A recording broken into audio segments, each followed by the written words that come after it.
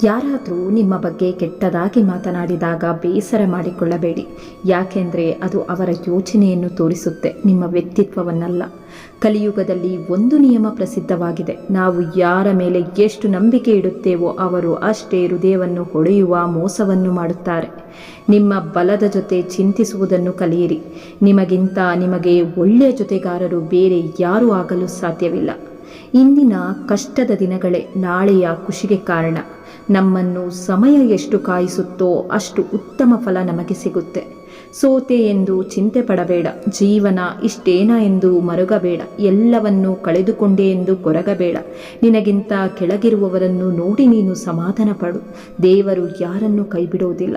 ದೇವರ ಮೇಲೆ ನಂಬಿಕೆ ಇಡು. ನಂಬಿಕೆಯೇ ದೇವರು. ಬದುಕಿನಲ್ಲಿ ಭಗವಂತನು ಒಳ್ಳೆಯವರನ್ನು ಶೋಧಿಸುತ್ತಾನೆ, ಆದರೆ ಕೈಬಿಡುವುದಿಲ್ಲ. ಮನುಷ್ಯನು ಇರುವಷ್ಟು ದಿನ 4 ಜನರಿಗೆ ಸಹಾಯದ ನೆರವನ್ನು ನೀಡಿದರೆ ಅವನ ಕಷ್ಟ ಕಾಲಕ್ಕೆ ದೇವರು ಸದಾ ಜೊತೆಯಲ್ಲೇ ಇರುತ್ತಾನೆ. ನೀವು ಧೈರ್ಯಶಾಲಿಗಳನ್ನು ನೋಡಲು ಬಯಸಿದರೆ ಕ್ಷಮಿಸುವವರನ್ನು ನೋಡಿ. ಸೇವೆ ಎಲ್ಲರಿಗೂ ಮಾಡು, ಆದರೆ ಪ್ರತಿಫಲ ಯಾರಿಂದಲೂ ಬಯಸಬೇಡ. ಯಾಕೆಂದರೆ ಸೇವೆಯ ಪ್ರತಿಫಲ ನೀಡಬೇಕಾದದ್ದು ಭಗವಂತ, ಮನುಷ್ಯನಲ್ಲ. ನಂಬಿದವರಿಗೆ ಪ್ರಾಣ ಕೊಡುವ ಅಗತ್ಯವಿಲ್ಲ. ಪ್ರಾಣ ಇರುವವರೆಗೆ ನಂಬಿಕೆ ದ್ರೋಹ ಮಾಡದೇ ಇದ್ದರೆ ಸಾಕು. ಇವುಗಳನ್ನು ಮಾಡಲೇಬಾರದು. ಬೇರೆಯವರ ಮೇಲೆ ಅತಿಯಾದ ನಿರೀಕ್ಷೆ, ಅತಿ ಆಲೋಚನೆ, ಅತಿಯಾದ ಪ್ರೀತಿ, ಅತಿಯಾದ ನಂಬಿಕೆ. ಜನರ ಆಟದಲ್ಲಿ ಮೋಸವಿರಬಹುದು, ಆದರೆ ದೇವರ ಆಟದಲ್ಲಿ ಮೋಸವಿರುವುದಿಲ್ಲ. ಯಾರಿಗೆ ಏನು ಸಿಗುತ್ತೋ ಅದು ಸಿಕ್ಕೇ ತೀರುತ್ತೆ. ಇರುವುದು ಒಂದೇ ಬದುಕು. ನಮಗೆ ಸಿಗುವುದು ಅತ್ಯಂತ ವಿರಳ ದಿನಗಳು ಮಾತ್ರ. ಏನು ತಿಳಿಯದೆ ಕಳೆದು ಹೋಗುವ ಬಾಲ್ಯದ ದಿನಗಳು, ಗೊತ್ತಿಲ್ಲದೆ ಜಾರುವ ಹರೆಯ ಪ್ರಾಯವು, ಕರೆಯದೆ ಬರುವ ಮುದಿತನ, ಇವುಗಳನ್ನೆಲ್ಲ ದಾಟುತ್ತಾ ಅನುಭವಿಸುತ್ತಾ ಹೋಗುವುದೇ ಜೀವನ. ನಮ್ಮ ಮನಸ್ಸು ಒಂದು ಆಯಸ್ಕಾಂತವಿದ್ದಂತೆ. ಯಾವಾಗಲೂ ಸಮಸ್ಯೆಗಳ ಬಗ್ಗೆ ಚಿಂತಿಸಿದ್ರೆ ಹೆಚ್ಚಿನ ಸಮಸ್ಯೆಗಳ ಸುಳಿಯಲ್ಲಿ ಸಿಕ್ಕಿ ಹಾಕಿಕೊಂಡು ಒದ್ದಾಡುತ್ತೇವೆ. ಸಚ್ಚಿಂತನೆಯ ಕುರಿತು ಆಲೋಚಿಸಿದರೆ ನಮ್ಮ ಬದುಕು ಸಕಾರಾತ್ಮಕತೆಯತ್ತ ಆಕರ್ಷಣೆಯಾಗುತ್ತೆ. ನಿಮ್ಮ ಪ್ರಾರ್ಥನೆ ಮತ್ತು ಕರ್ಮಗಳ ಮೇಲೆ ವಿಶ್ವಾಸವಿಡಿ. ಭಗವಂತ ನಿಮಗೆ ಎಲ್ಲವನ್ನು ಕೊಡುತ್ತಾನೆ. ಯಾವುದು ನಿಮ್ಮದು. ಜೀವನದಲ್ಲಿ ಎಂದಿಗೂ ನಿರಾಶೆಗೊಳ್ಳಬೇಡಿ. ಯಾರಿಗೊತ್ತು, ನಾಳೆ ಆ ದಿನ ಆಗಿರಬಹುದು. ನೀವು ವರ್ಷಗಳಿಂದ ನಿರೀಕ್ಷೆಯಲ್ಲಿದ್ದಿರೋ ಅಕಸ್ಮಾತ್ ಒಂಟಿತನವಿದ್ದರೆ ಅದನ್ನು ವರ ಎಂದುಕೊಳ್ಳಿ. ಭಗವಂತ ನಿಮ್ಮನ್ನು ಸುಧಾರಿಸಿಕೊಳ್ಳಲು ಹೆಚ್ಚಿನ ಸಮಯವನ್ನು ನೀಡಿರುತ್ತಾನೆ. ಕೆಲವು ಸಂಬಂಧಗಳು ಬದುಕಿನಲ್ಲಿ ಕರ್ಮಫಲದಂತೆ ಕಾಡಿದ್ರೆ, ಇನ್ನು ಕೆಲವು ಸಂಬಂಧಗಳು ಋಣಾನುಬಂಧದಂತೆ ಆಸರೆ ಆಗುತ್ತೆ. ಸತ್ಯದ ದಾರಿ ಹಿಡಿದವರು ಜೀವನದುದ್ದಕ್ಕೂ ಕೊಂಚ ನೋವು ಅನುಭವಿಸಿದ್ರೂ ಕೂಡ ಕೊನೆಗಳಿಗೆಯಲ್ಲಿ ನೆಮ್ಮದಿಯ ಜೀವನ ನಡೆಸಿ ಮುಕ್ತಿಗೆ ಪಾತ್ರರಾಗುತ್ತಾರೆ. ಅಸತ್ಯದ ದಾರಿ ಹಿಡಿದವರು ಜೀವನದುದ್ದಕ್ಕೂ ನೆಮ್ಮದಿಯಿಂದ ಇರುವಂತೆ ಕಂಡರು ಕೊನೆಗಳಿಗೆಯಲ್ಲಿ ನರಕ ಯಾತನೆ ಅನುಭವಿಸಿ ಮುಕ್ತಿಯಿಂದ ವಂಚಿತರಾಗುತ್ತಾರೆ. ನೊಂದುಕೊಂಡು ಕೊರಗಬೇಡ. ದೇವರಿದ್ದಾನೆ. ಆದಷ್ಟು ಬೇಗ ನಿನ್ನ ಕೆಟ್ಟ ಸಮಯ ಬದಲಾಗುತ್ತೆ. ತಾಳ್ಮೆಯಿಂದ ಇರು. ಕಣ್ಣೀರು ಹಾಕಬೇಡ.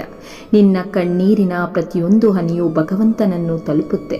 ಜಗತ್ತಿನಲ್ಲಿ ಒಳ್ಳೆಯದಾಗಲಿ ಕೆಟ್ಟದಾಗಲಿ ಯಾರ ಮನಸ್ಸಿಗೆ ತಾಗೋದಿಲ್ವೋ, ಯಾರು ಹೊಗಳೋದಿಲ್ವೋ ತೆಗಳೋದೂ ಇಲ್ವೋ ಅಂಥವರು ಪರಿಪೂರ್ಣ ಜ್ಞಾನದಲ್ಲಿ ಸ್ಥಿರವಾಗಿರುತ್ತಾರೆ.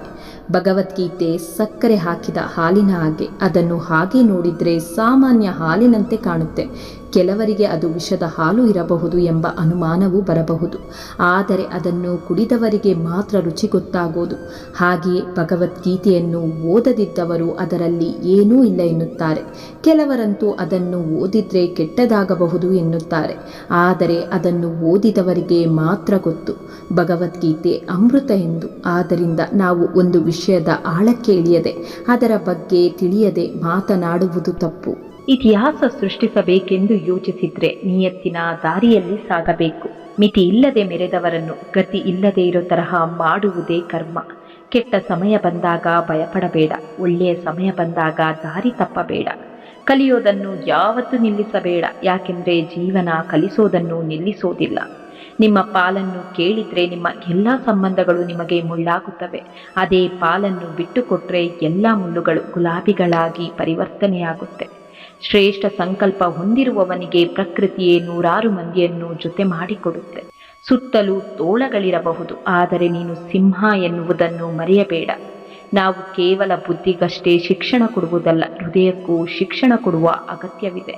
ಅಹಂಕಾರ ಎಂಬುದು ಭಯಂಕರ ಒಂದು ಮಾನಸಿಕ ಕಾಯಿಲೆ. ಆ ಕಾಯಿಲೆ ಬಂದವನು ಸುಖವಾಗಿರೋದಿಲ್ಲ, ಬೇರೆಯವರನ್ನು ಸುಖವಾಗಿರಲು ಎಂದೂ ಬಿಡೋದಿಲ್ಲ.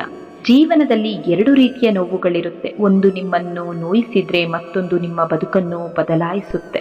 ಜೀವ ಮತ್ತು ಜೀವನ ತುಂಬ ಅನಿರೀಕ್ಷಿತವಾದದ್ದು. ಆದಷ್ಟು ದಿನ ಖುಷಿಯಾಗಿ ನೆಮ್ಮದಿಯಾಗಿ ಒಳ್ಳೆಯ ಸಮಯ ಕಳೆಯಿರಿ. ನದಿಯ ದಡ ಸೇರಲು ನಾವಿಕ ಕಾರಣ, ದೇವರ ಹೃದಯ ಸೇರಲು ಭಕ್ತಿಯ ಶಕ್ತಿಯೇ ಕಾರಣ. ಸ್ವಲ್ಪ ತಡವಾಗಬಹುದು, ಆದರೆ ಹೃದಯ ಪರಿಶುದ್ಧವಾಗಿದ್ದಲ್ಲಿ ಶಾಶ್ವತ ಪ್ರೀತಿ ನಿಮ್ಮನ್ನು ಆರಿಸಿಬಿಡುತ್ತೆ. ಇಲ್ಲದವರ ನೆನಪಲ್ಲಿ ಕೊರಗುವ ಬದಲು ಇದ್ದವರ ಜೊತೆ ನೆಮ್ಮದಿಯಿಂದ ಜೀವನ ಸಾಗಿಸಿ. ಜೀವನದಲ್ಲಿ ನೆನಪಿರಲಿ, ಆದರೆ ನೆನಪೇ ಜೀವನವಾಗದಿರಲಿ. ಎಷ್ಟು ಕಿರಿಯರಾಗಿರಬೇಕೆಂದರೆ ಅತ್ಯಂತ ಕಿರಿಯನು ಕೂಡ ನಿಮ್ಮೊಂದಿಗೆ ಕೂರುವಂತಿರಬೇಕು. ಎಷ್ಟು ಎತ್ತರಕ್ಕೇರಬೇಕೆಂದರೆ ನೀವು ನಿಂತಾಗ ಯಾರೂ ಕೂರಬಾರದು. ದೇವರು ದೊಡ್ಡ ಗೆಲುವು ಕೊಡುವ ಮುನ್ನ ಪ್ರತಿ ಪರಿಸ್ಥಿತಿಯಲ್ಲೂ ಸೋಲುವಂತೆ ಮಾಡುತ್ತಾನೆ. ದೇಹವನ್ನು ಹಾಳು ಮಾಡುವ ಆಹಾರ, ಮನಸ್ಸನ್ನು ಹಾಳು ಮಾಡುವ ಆಲೋಚನೆಗಳು ಮತ್ತು ಮನಸ್ಥಿತಿಯನ್ನು ಹಾಳು ಮಾಡುವ ಜನರಿಂದ ಯಾವಾಗಲೂ ದೂರವಿರಬೇಕು.